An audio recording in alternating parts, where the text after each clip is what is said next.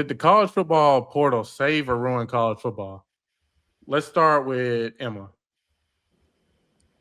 I'm going to go with it ruined college football just because nowadays you don't see that continued continuity that comes with teams. You're getting new rosters every season, and especially looking at it from a fan perspective, you can't really connect with the players nowadays because they're leaving after one or two season. There's no long-term stars. It's kind of just turned into a free agency, and you're not seeing that 3 to 4 year development like you have been in the past. And it just, players playing the game to get paid, and they're, going to go where the money's at. It just doesn't seem genuine anymore. And just growing up on college football and watching it with my dad and just having our favorite players and being able to watch them, just, this new generation coming up, I almost feel bad for them just because they have no idea what they're missing out on because all their players are leaving after one or two seasons to go other places. Yeah, I definitely get what you're saying about the fan aspect of it. Like I remember growing up being an Auburn fan, like when Bo Nix was in high school, or like George Pickens from Alabama was in high school. Like I would like watch their whole recruitment, and I'd be like, oh, like he's gonna come to Auburn, like he's gonna come to Auburn. So now it's sort of like when you see these high school recruits, it's like, does it really matter if he's just gonna transfer after a year or two? Like Auburn had a talented quarterback in Deuce Knight last year, the 5-star quarterback. He transferred after his freshman year. So it's like, does it really like matter to get emotionally connected at this point? Because I would say like you have the cons. It's like you could say it's pay to play.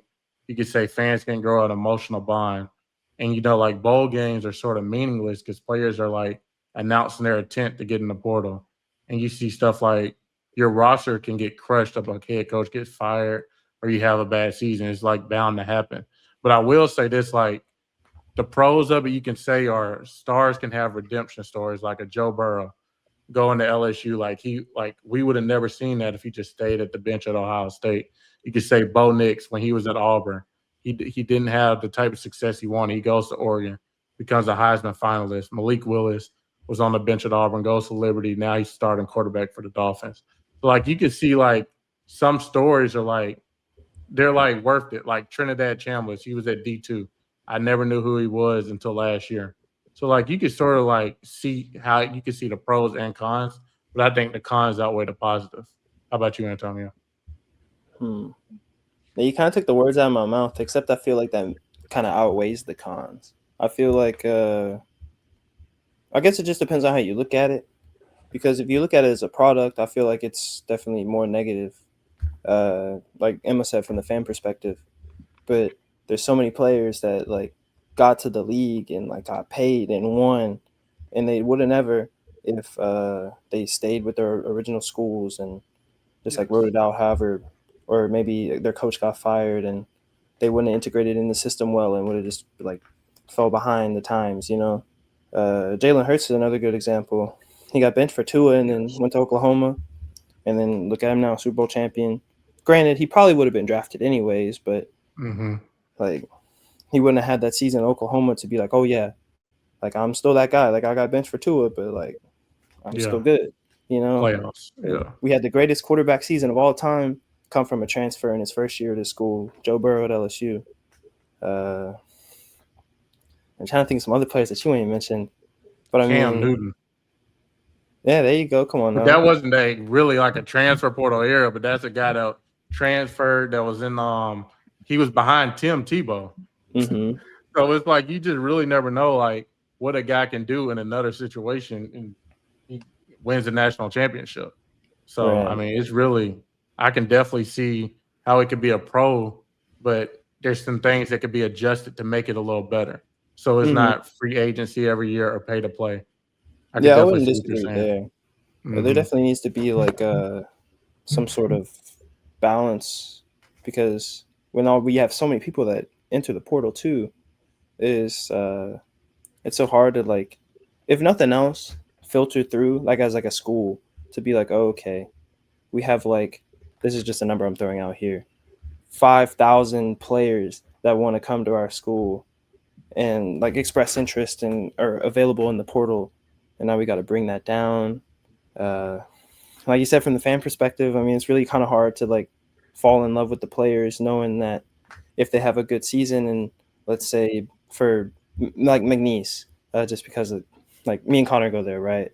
So let's say McNeese player quarterback has like a great season.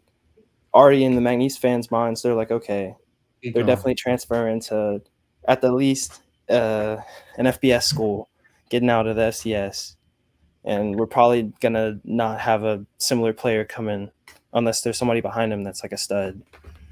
Yeah. But I don't know, because it's the current era, because it's existed beforehand, but the Yeah. current era, You have just to sit out of here. the I'm trying to think of a better word, the liberalness in the sense of like the freedom, the ease of access to like get it done, how easy it is, and then the literal consequences in return. I guess there definitely needs to be something there.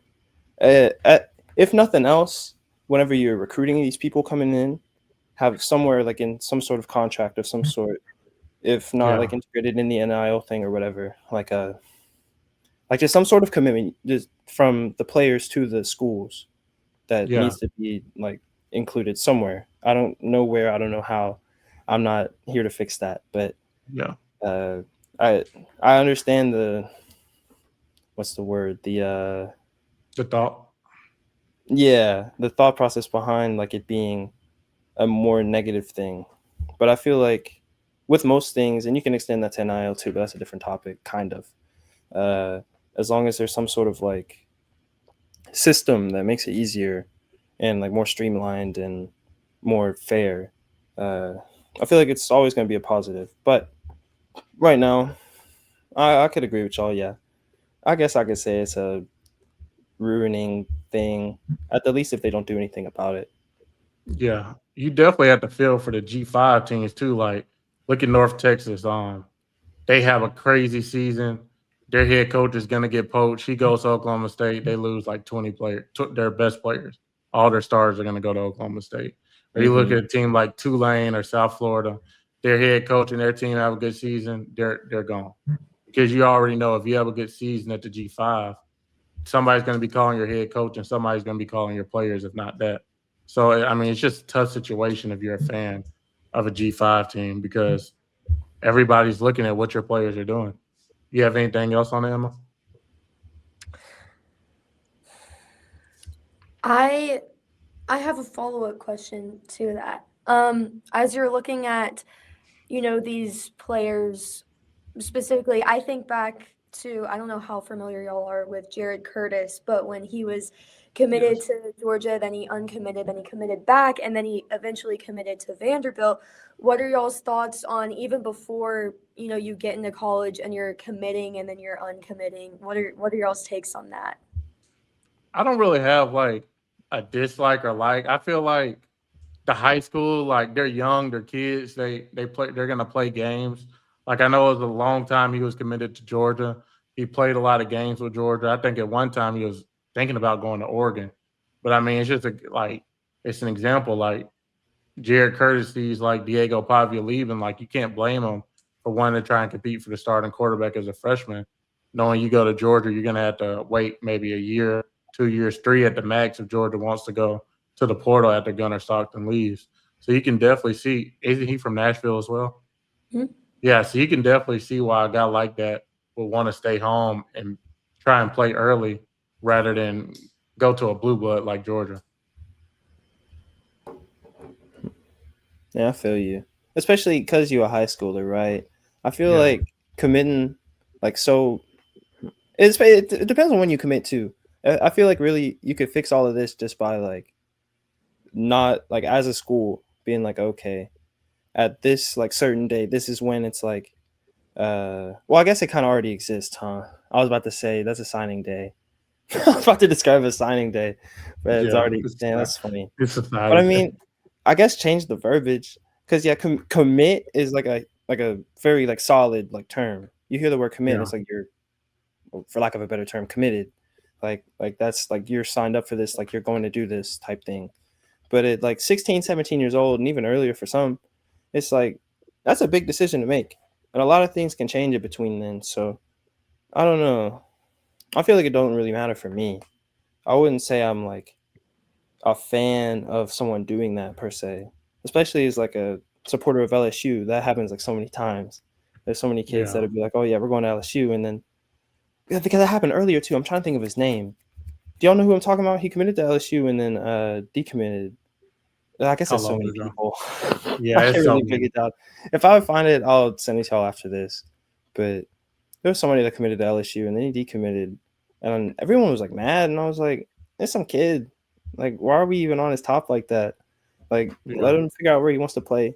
Worst case scenario, we in the transfer portal era. He'll probably just come back if there's an opening." Yeah, true.